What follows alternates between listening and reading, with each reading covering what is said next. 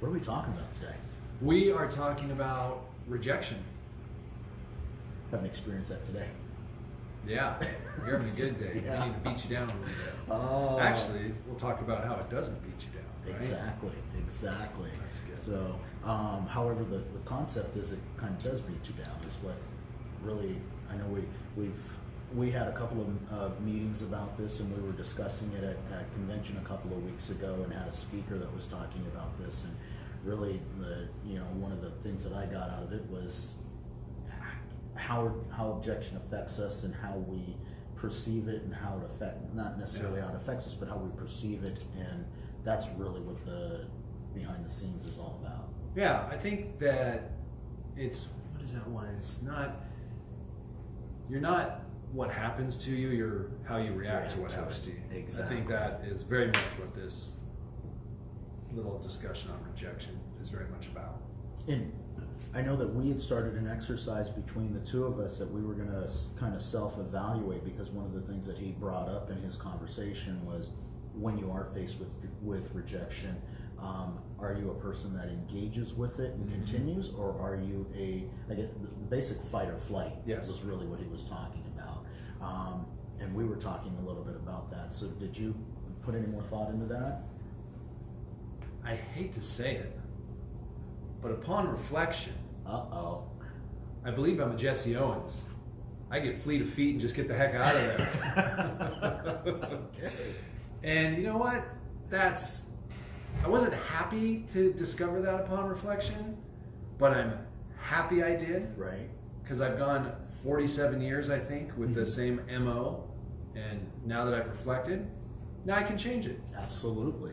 So I'm actually similar. I looked at it as well, and I'm quick to, okay, you said no, or whatever the case may be, and kind of moved on. But I think our conversation today is a few different approaches that we can have to this, and playing, he played a lot of games with coming over objection, and I think we're going to talk a little bit about that today, some of the games that he played, but how we can be better at it. Yeah.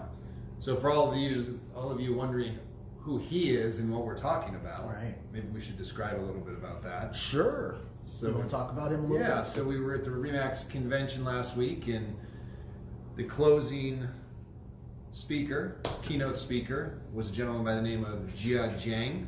I'm probably butchering that, but that is how you say it. Oh, Yeah. Wonderful. And he has a website, 100 Days of Rejection. Mm-hmm. And I expressed it at our office meeting this week that was probably the highlight of the convention for me, because it just struck me so much to hear his experiences and describe what they meant and how they changed him. And I guess maybe as I was listening to him, I was thinking, wow, that really speaks to me. Mm-hmm. Like I either haven't thought about these things, or I've never looked at them the way he's looking at them. Right. And I guess I saw a lot of opportunity for improvement. And so that's who we're going to be talking to, or that's what our talk today is based on. Absolutely. So now, you mentioned one of his websites, but I also wanted to mention another website that he's got is actually called rejectiontherapy.com. It's the second website. Oh, is that his? Or is that where he got his 30 cards from? No, that's actually his website as well. He's created another website, which he's got a new app. It's a Dare Me app that it looks like he's created as well. So I'll talk a little bit about that as well. Oh, okay. So actually, that's interesting you mentioned that. I have a note here, dareme.com. Mm-hmm. So that's also a website, maybe? It's probably a website as well. I didn't look that up, but it's an actual app. Okay. So you had mentioned some of your biggest takeaways from that you had some big takeaways from that, or that was a highlight for you. I guess let's start with sharing a little bit of what your big takeaways were. I mean, one of mine obviously was discovering that I'm more of a fleer as well, flight. But what else did you take away from it? That was the number one thing. Okay. I thought about it, and it's funny because his first rejection exercise had him fleet of feet. He was out of there, man. Correct. And I guess I thought, gosh, that really looks like what I went through in that situation. So yeah, learning that, and then guess the meat of it was, well, if I'm not going to run, what do I do? Right. And there are different ways to engage. And that's what he called it, right? Staying engaged. Right, right. And there are so many things that can happen when you do that. And that was probably one of my biggest takeaways from it was, what do we do? So often in objections and dealing with objections and things like that, I see so often they become confrontational. And I found a lot of humor in what he was doing, and that it doesn't really need to be that way. And actually it was a very simplistic method that he used, and he started with a simple why. Yeah. You know, getting a better understanding of why somebody was saying no to you, and discovering in that answer that most of the times the whys were situational and truly not personal. It was no because I don't need it because of this, or there was a secondary reason behind it. Yeah. And you know, so often we think, yeah, they're saying no to me, in which they're really not. They're just saying no to that particular. The one thing that he said, sorry, That's okay. to jump off point, we can go back there. It's like going in and out of my mind, so I'm trying to capture it here. Is he acknowledged that what he was doing might be weird? Remember that? I do. So an example was, I don't even remember which example it was, but I think one of them was. That was the greeter. That was the the greeter. greeter Oh, at right. Starbucks. Starbucks, yeah. So he said, just walks in Starbucks and says, "Hi, can I be a Starbucks greeter today?" And of course, they give this quizzical kind of crazy look, like, "What is this guy thinking?" And he responded by saying, "It's kind of weird, isn't it? That's weird to ask." And it acknowledged what that other person was thinking. Right. And so it just kind of created this glue real quickly, where the guy's like, "Okay, this guy isn't crazy. Right. All right, let me give this thought." So he actually got that person at Starbucks to engage and consider what he had asked him. Correct. I thought that was really interesting. And he was a greeter for, I believe, the next hour and a half. Yeah, which apparently was not a good thing. He didn't enjoy that. Yeah. And valid point in some of the different techniques that you can go to in order to deal with rejection and or objection. I guess I want to go back to, well, we can stay on the acknowledging it, you know, because that is a technique that is actually out there that we really have to get a better understanding for.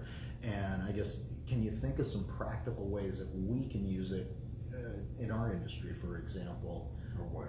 I know, right? Off the cuff. Put me on the spot. Acknowledging. Yeah. Of an acknowledgement.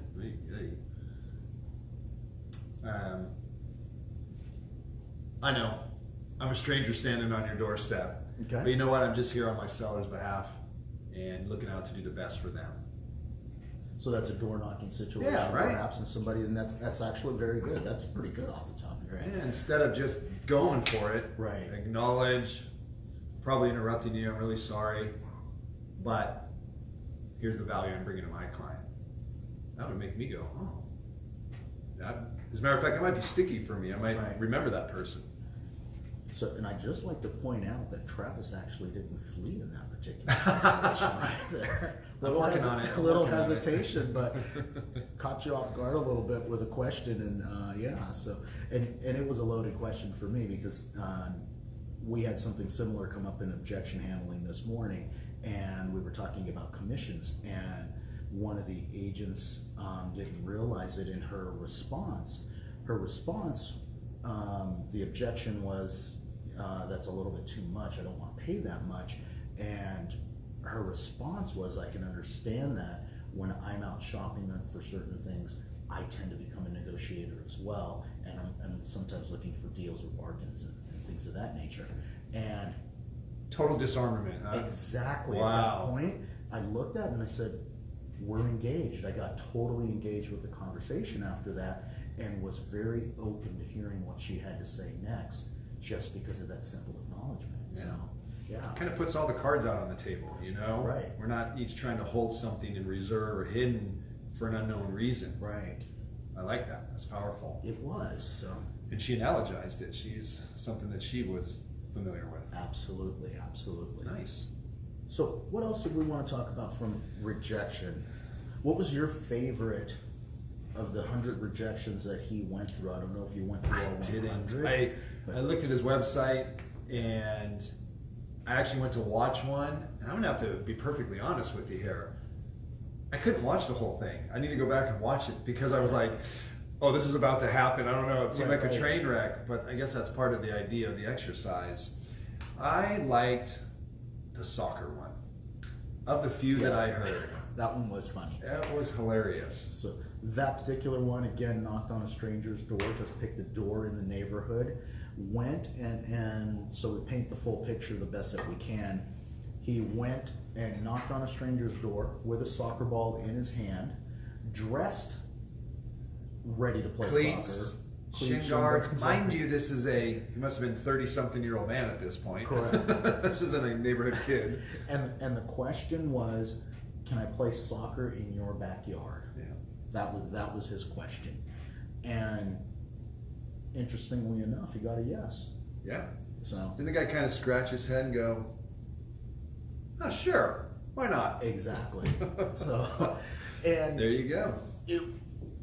I guess let's talk a little bit about what was the lesson that was gotten out of that. Because for me, sometimes people just say yes because they think it's so crazy. I added a few things here. I don't think this was part of G's presentation, but kind of goes along the same line. When you don't ask, the answer is always no. Always no, absolutely. And look at that, he didn't get the no. Correct. Whoa, to one of a very ridiculous request, right? Or seemingly ridiculous request. So that's a good lesson.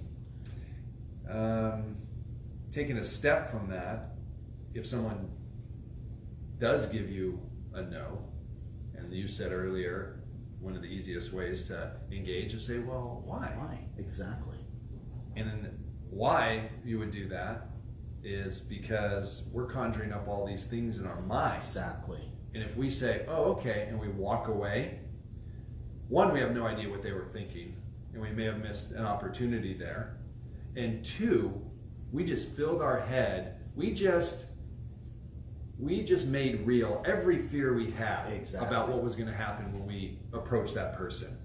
And in reality, the hardest part was actually over. Yeah. I mean, that was as bad as it gets. Yeah. I think I think what we need to consider is you also need to gauge the situation. Right. There are certain situations where you're not going to say why. I think you're probably going to do it in most situations. You're going to try and engage some way. But, I mean, there's always going to be those situations where you read them and you're like, okay, this is the moment where I say thank you and I just go to the next opportunity. The opposite of that, though, is, and he even brought it up early on in his rejection therapy, was it was even to the point where the people were asking him why he was asking. And he wouldn't even answer that question because there was so much fear of the rejection. So they were engaged having further, or they were interested in having further conversation with him, and he was walking away from those situations. So one of the other things that I wanted to point out that I had gotten from this, and it was an aha moment for me, and it was a light that turned on. And it's funny, one of these things that we know, but it all came together, was the asking of a question. And a lot of his rejections that he was going after were absurd to say the least. They were a little bit crazy, but he brought up a very valid point of that whole theory behind how many times we have to ask before we get a yes. And one of the things that he brought up in that was that when we ask for something outrageous, when the next ask is a little bit less outrageous or within the norm, that our likelihood of getting a yes has actually gone up, just because of that mere fact that there's a little bit of guilt in an individual saying no to somebody else. Yeah. You got asked a question, they said no. Well, the next question that I got asked, the fact that they said no to you prior to has actually affected them, giving them trying to find an opportunity to actually say yes to something for you. And that was powerful for me in sometimes reading the situation of, when you go out there and throw out a big ask, be prepared for the secondary ask and what that really is. Yeah, and this may be clear to everyone listening, but maybe just to clarify, we're talking about one request and then continuing on. Correct. Not one request, we get rejected and we go to the next one with a different frame of mind. But when I go to Nestor and I say, hey, Nestor, use his example, can you loan me $100? And the answer was no. Yeah, well, why? I don't have $100 on me. Oh. Can I borrow $20? Sure. There you go. So, and in Travis's point, it's a lot easier to say yes to the second question. Yes. And, and actually he threw a twofold in there because he asked why as well. So. Well, I got a perfect answer from you too, because I don't have 100. And I thought, well, okay. Right. What do you have that might, maybe I have to ask 5 people for $20 instead right. of one person for 100. Yeah, and that's the thing. That's my note here is you may get something else. And when you ask for something big, you may get something slightly different, but that works. Right. Or you may get what will satisfy whatever you need, but wasn't exactly what your original request was. Absolutely. What else did you want to talk about with this gentleman? Because I found him fascinating, and one of the things that I wanted to bring up was the Dare app. If anybody has an opportunity, you guys can look it up. And what he does is he does a daily dare. It's kind of like an accountability. So you sign up on this app and he'll give you a dare. And an example, one of the recent dares that he had was to charge your cell phone outside of your bedroom. So now how many of you out there actually do that? Likewise. That's one family policy we have. Okay. We don't have many. But all the phones are in the kitchen at night charging. So I just started this a couple of days ago, and it wasn't because I saw it on his website or anything like that. It just, my phone kept going off at odd hours of the night because I don't know how to use half the apps. And weird, you turn off the volume for one thing and it didn't turn off for something else. So I got tired of it and I just put it downstairs, actually under the cushions on the couch, because I wasn't even sure the volume was off. And after I did it the first day, day 2, I heard this strange noise in the distance and got frustrated at 4 in the morning as my alarm was going off.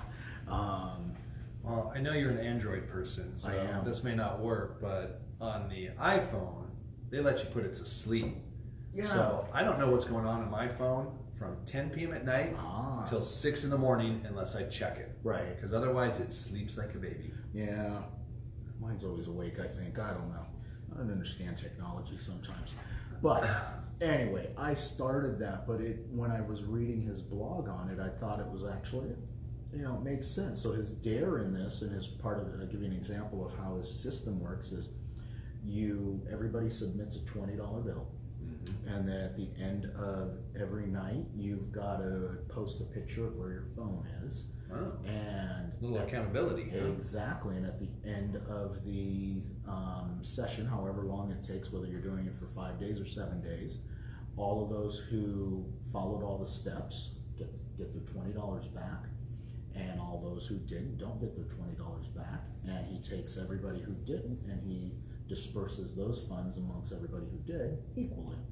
Sounded like something we've done. Yep. Yeah, our accountability within our office, we've done things similar to that. But it looked like a fun little app, so it's something that you wanted to challenge yourself to or take a look at. Looked interesting to me, so. Tell me more. All right. Yeah. I just have some things that he said that go along all these same lines. Let your reaction to rejection define you, not the mere fact that you've been rejected.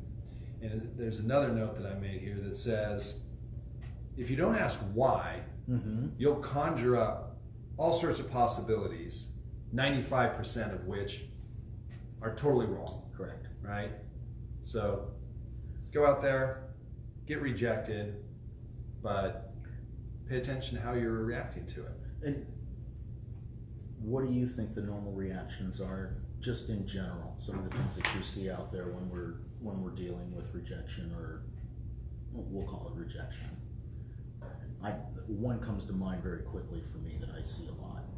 All right, let me hear it. Maybe it'll give me some ideas. Conflict. Confrontational. I usually see. That is true. Yes. Rejected. Let's throw some resistance up there, and the next thing you know, you're in a situation where there's conflict. Anger. Exactly. And it seems to be something that a lot of people go to very quickly. Yeah. And I don't know where it comes. It can be coming out of fear, out of I don't know, whatever, self-confidence. I don't know. It can be coming from ego. Absolutely, it can be coming from a lot of different places. It's funny because I had I don't want to call it a rejection yesterday, but there was a little bit of it was a situation where there was kind of rejection, and I started to question it with, well, what if, and what if this and that, and started to defend myself, and I had to take a step back and say, the situation was what the situation was, and the facts were what the facts were. Mm-hmm. So it came to mind to me today when you brought that up, but that's probably one of the things that I tend to see the most often when rejection occurs is conflict. You know what's interesting? It almost just becomes a lack of communication. Yes. It's like we're holding our cards to our chest for some reason when we're being rejected or we're rejecting. Mm-hmm. And I guess that's what Gia's talking about. He's like, just open it up. Right. You know, maybe in the end we throw the cards on the table and we all have to walk away. And it's truly just a rejection. Right. But that's 5% of the time. Mm-hmm. Otherwise, there's something there. Correct. But we're not going to know it unless we just open up a little bit more. Correct. Yeah, communication, it all comes back to that. Huh? Absolutely. So that was what came to my mind. I don't know if there was anything else that when you see a situation with rejection, if there's anything else that comes to mind. I'll just say you miss 100% of the shots that you don't take. So, you know, you need to go out there and embrace Absolutely. your rejection, and amazing things will happen.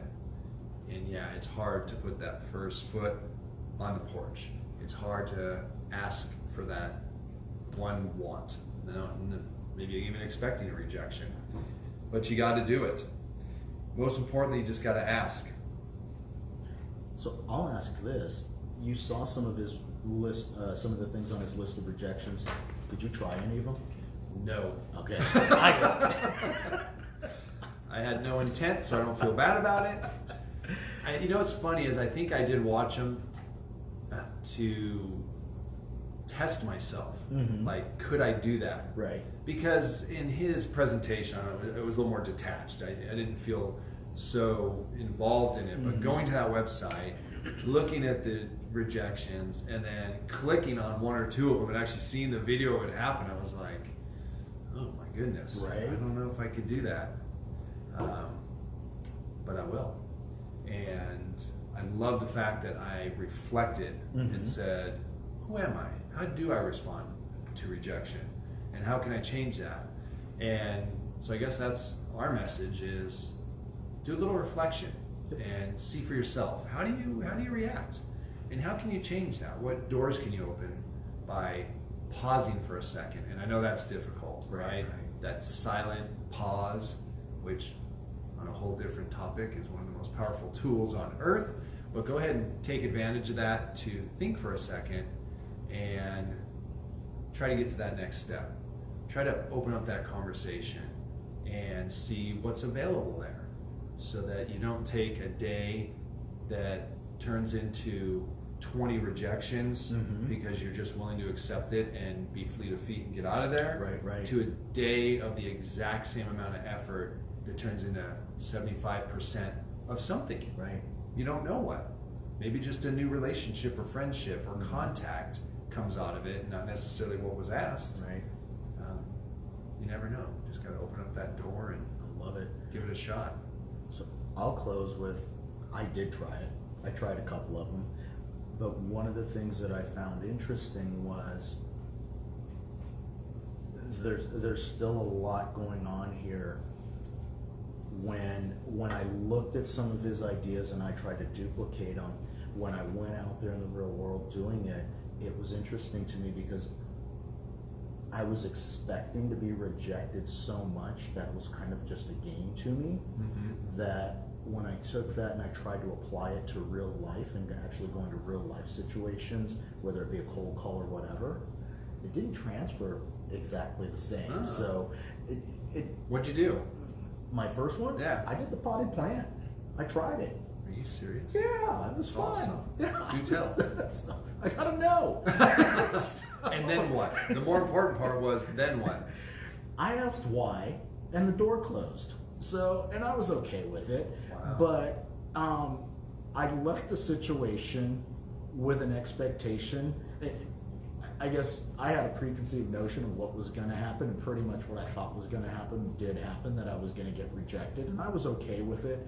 It didn't affect me, and I thought just because I was simply going in there and saying, I'm having fun with this, but I still have a lot of work to do, because I tried to take that and bring it back into the work world in my phone calls the next day, and it didn't feel as fun.